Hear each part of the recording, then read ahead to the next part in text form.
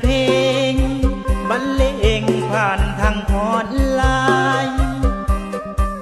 ฝากถึงดวงใจส่งไปให้สาวดีเจ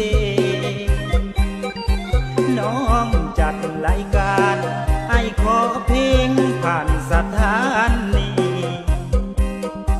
ฝากเสียงเพลงนี้ให้น้องพิจา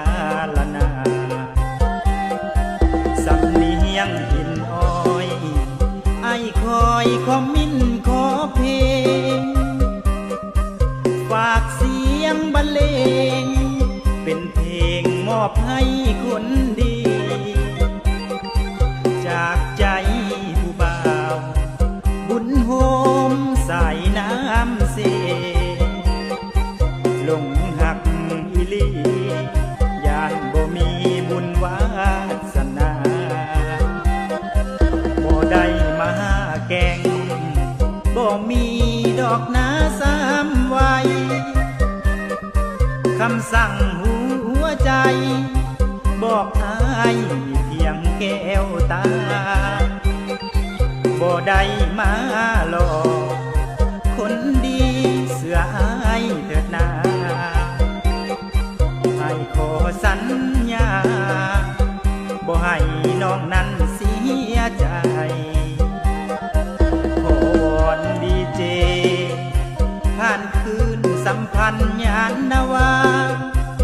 FM 9325คืนนี้นะ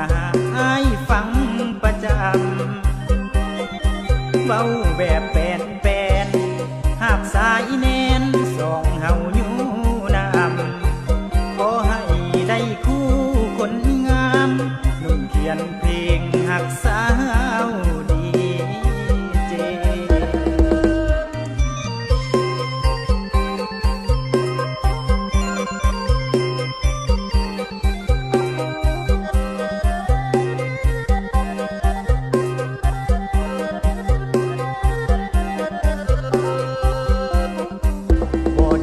มาแกงบ่มีดอกนาสามไว้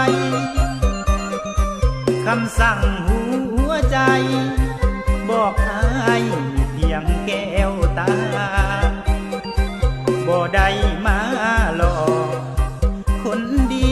เสืออายเถิดนาให้ขอสัญญาบ่ให้น้องนั้นเสียใจดีเจผ่านคืนสัมพันธ์ญาณนาวา FM 9325คืนนี้นะอ้ายฟังประจำเว้าแบบแปลนหากสายแนนสองเฮาอยู่นำขอให้ได้คู่คนงามนุ่มเขียนเพลงหักสาว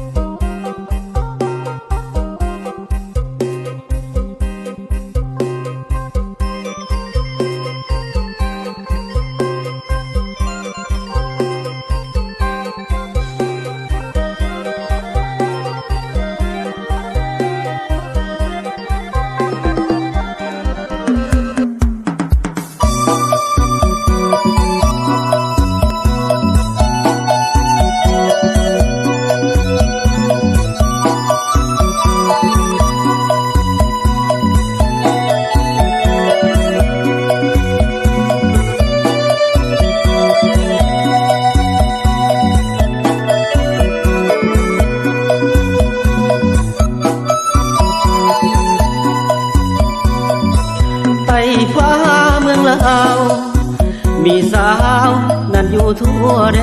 นเนื้อใจน้องงามเหลือแสนสายแนนอายอยากอยู่เคียงสาวผงสาลีทิ่นนี้ก็มีชื่อเสียงหลวงน้ำท่าเว้าจริงโฮเกียอยากอยู่เคียงเจ้าเด้สามใบบ่หลงลืมไว้ค ขวัญใจบ่อแก้วโสพีหัวพันก็งามอีน้องมีแฟนแล้วหรือใดแข่งหลวงพระบางเอกอ้างสื่อเสียงดังไกลผู้สาวก็งามใสไหลอยากขอไปเป็นคู่สีสมคำอีรีโสพีดอกผ้าเสียงควงทั้งงามทั้งเก่งหุ้มพวงอายสิเสียงดวงฝากหาคนนี้เองสาวอุดมใจยังพันไผ่อยู่ทุกนาทีหากสาวใส่ยาบุรีที่พอดีสาวใส่สมบูรณ์เวียงจันทน์เมืองหลวงละวันน้องนั้นยิ่งงามเลิศเลอบอลีคำใส่เคยเจอจนเพ้อละเมอนอนฝันสาวแพงคำมวนเนื้อนวลผู้สาวสวรรค์สารวันจำปาสักนานหักแห่งคือกันอัตตปือเสกอง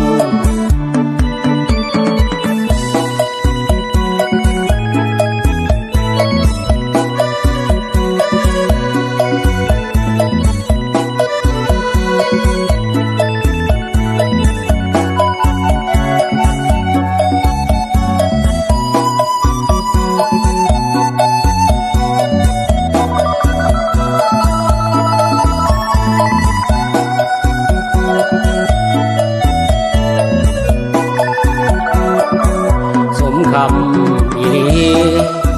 โสพีดอกผ้าเสียงควงทั้งงามทั้งเก่งพุ่มพวงอายสิเสียงดวงฝากหาคนดีสาวอุดมใจยังพันไผ่อยู่ทุกนาทีหากสาวใส่ยาบุรีคิดพอดีสาวใส่สมบูรณ์เวียงจันทน์เมืองหลวงละวันน้องนั้นยิ่งงามเลิศเลอบอลีคำใส่เคยเจอจนเพ้อละเมื่อนอนฝันสาวแข็งคำมวนเนื้อนวลผู้สาวสวรรค์สารวันจำปาสักนั้นหักแห่งคือกันอัตตปือเสกอง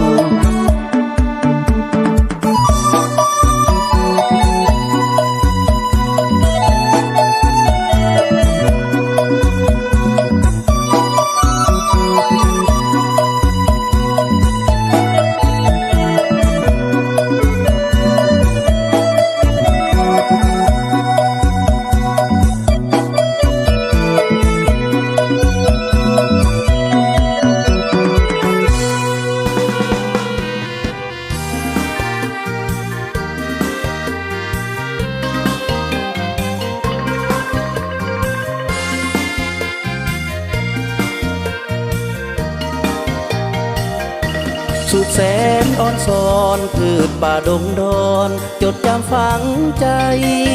เสกองดินแดนแคว้นใต้อุดมวิไลแดนใต้เมืองลาวกะลืมดักจึงหวนคิดขะนึงข้าแต่งเมื่อข่าวฝากเสียงเพลงยื้อยามถามข่าวคิดฮอดน้องสาวถิ่นเมืองละมาฮักจากใจจริงสุดงามยิ่งสมคำกล่าวขานผู้โดยแดนอุทยานมวลซื่นสำลานเมื่อยามได้เห็นน้ำใจไมตรีหักษามาคีมีสุขอยู่เย็นสืบสานประเพณีงามเด่นเสกองนี้เป็นบอนเพื่อพาสายขาสายน้ำเสกองสาวพี่น้องสองฟังนาทีเส น้อยอยู่ในพื้นที่ภาษาถิ่นนี้ก้าวพัฒนา น้ำไหลใสเย็นตะเวนลงแรงแสงทองลับลางามแท้ดอกไม้พฤกษา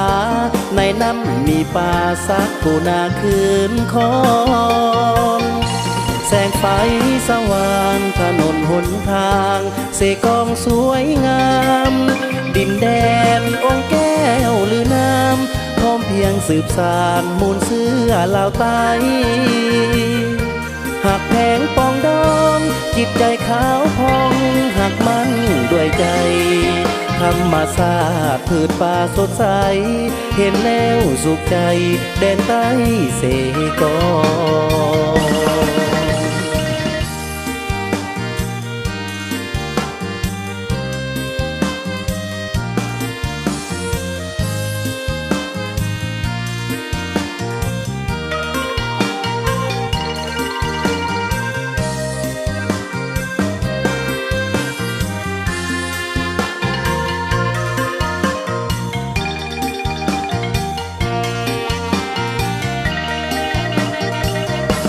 สายน้ำเสกองสาวพี่น้องสองฝั่งนาที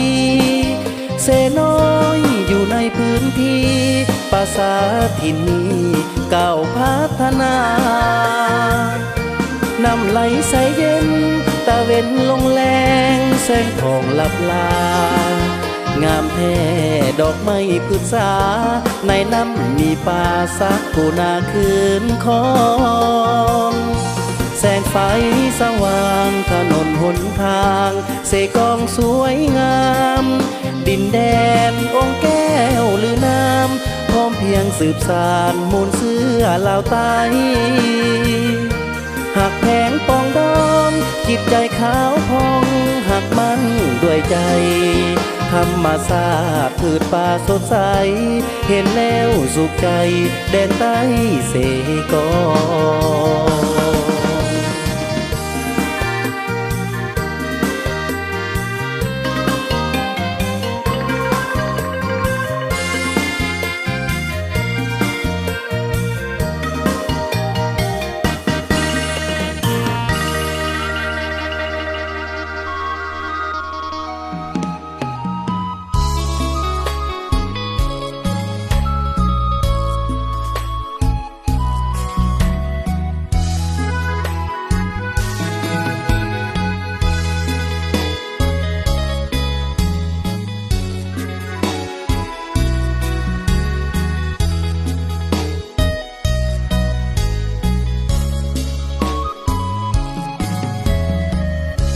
วันนี้สิทธิ์เก่าเต่ารวมสร้างสรรค์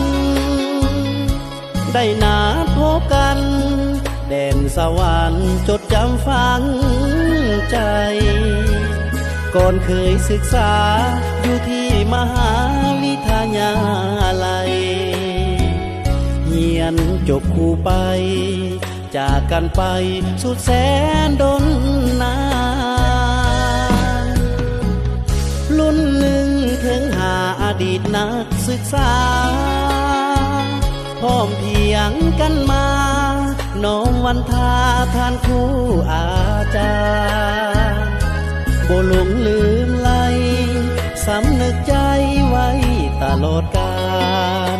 บทเรียนความรู้พื้นฐานศิษย์เก่าอาจารย์เธอทูลความดีมวนใจที่ได้พบเพื่อนสหายเพื่อนหญิงเพื่อนชายถามข่าวสบายพ่อกันวันนี้แม้นอยู่ห่างไกล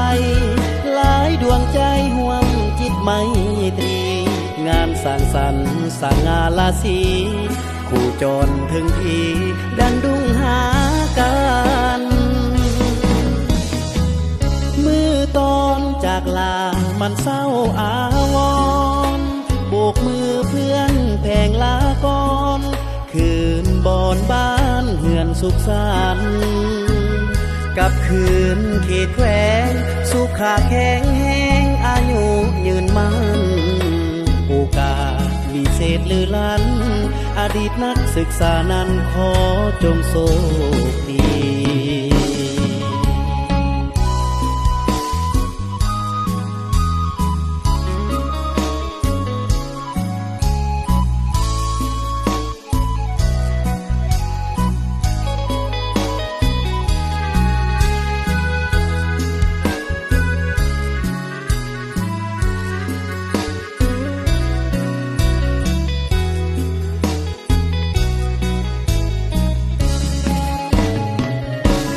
มวลใจ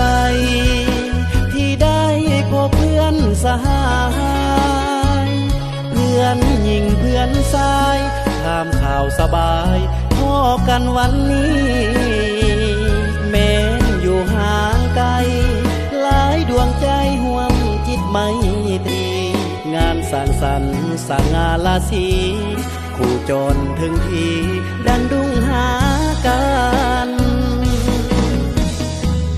มือตอนจากลามันเศร้าอาวรณ์โบกมือเพื่อนแผงลาก่อนคืนบอนบ้านเหือนสุขสันต์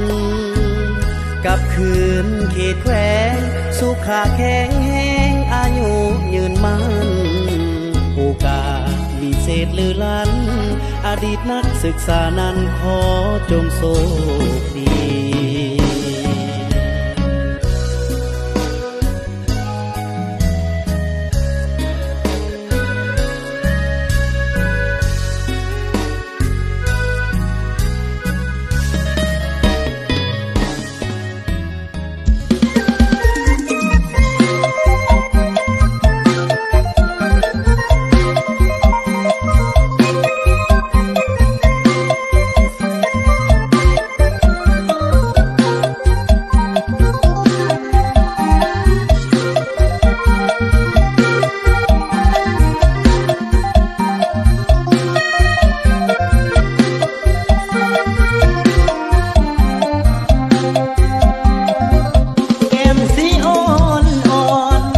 บังอ่อนผู้งามโซภายามเด็กกาดายานบุญไอ้บ่สม